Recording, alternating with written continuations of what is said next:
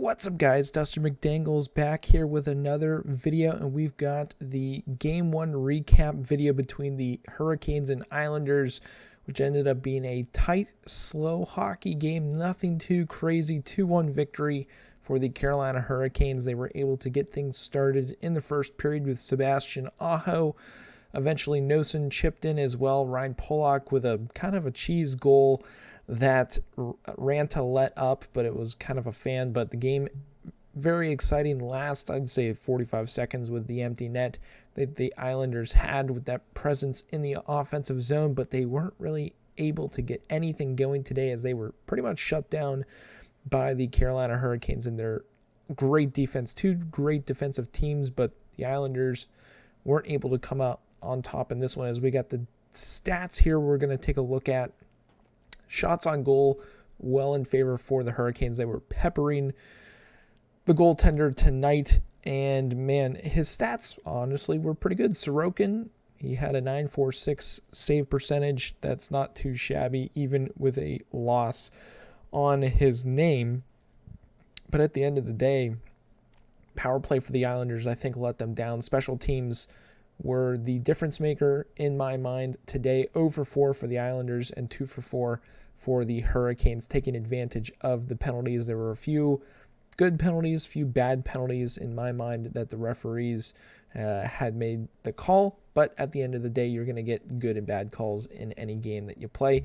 It was a hit fest, 43-39. We will see that throughout this series as well. Block shots pretty much even, 17-16. Giveaways, 14 for the Canes and only 9 for the Islanders. So the Islanders weren't able to make the most of those giveaway opportunities. But at the end of the day, I think the line, Stahl's line really did shut down Barzal's line. He played great. Barzal and Horvat, they weren't really able to get anything going. Honestly, one of the best looking players for the Islanders as I look at their list right here. Pajot was kind of quiet. Ciziquez, pretty quiet. Palmieri had a couple chances out there. Barzal did have a couple of chances, but at the end of the day, they weren't able to get the puck into the back of the net, which the biggest difference maker was Raanta, even though he had that little flub on the fan shot from Ryan Pulock. He still played great between the pipes. The Carolina defense looked great. Pesce, Burns, Slavin. I know Shea took a couple of penalties throughout the game, but they were able to kill those off. Gostisbehere looked pretty good out there, but I think the best player on the back end, besides Raanta, I think, was Brent Burns. He lugged 22 minutes is what the NHL website is saying right now. I don't know if that is also including everything all together, but he lugged a lot of minutes. Slavin, 23 minutes. He was very solid defensively. Martinook looked very good. He was out there with Jordan Stahl. They played great shutdown defensive hockey. Aho looked very comfortable out there. Kotkaniemi, even though he was a -1, he did look very good. Stastny made the difference on the faceoffs for them. He was great in between the faceoff circle. Faceoffs 51-49 as we take a look there.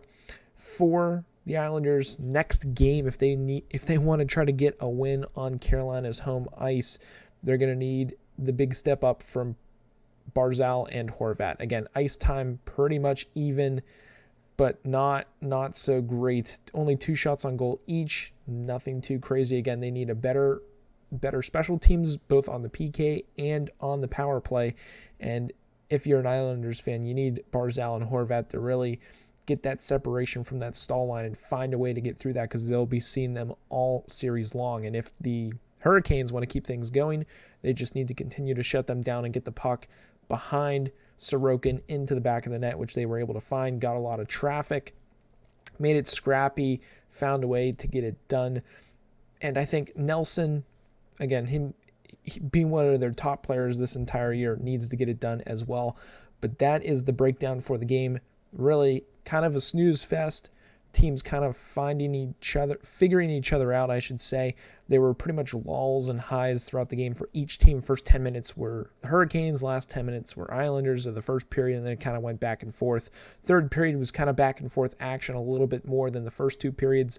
But if you weren't a fan of either of these teams, you probably turned the game off and watched the Bruins game. So that's currently what's going on right now to my right, as we will have that breakdown of game one coming up here soon. But really, end of the day, Hurricanes got the job done. They were able to play solid defensively, and they were able to hold on in the last minute 20 with that empty net for the Islanders, unable to get things done. But should be an interesting game too. If I were a betting man, I would say that the Islanders will come out a little bit stronger, but the Hurricanes will find a way to get it done on home ice, as they typically have done the past couple of playoff seasons. I expect a 4-2 win for the Hurricanes in game two, but we will have to wait and see until we get there in a couple of nights. But that's going to be it for this episode. If you guys did enjoy, be sure to drop a thumbs up on this video.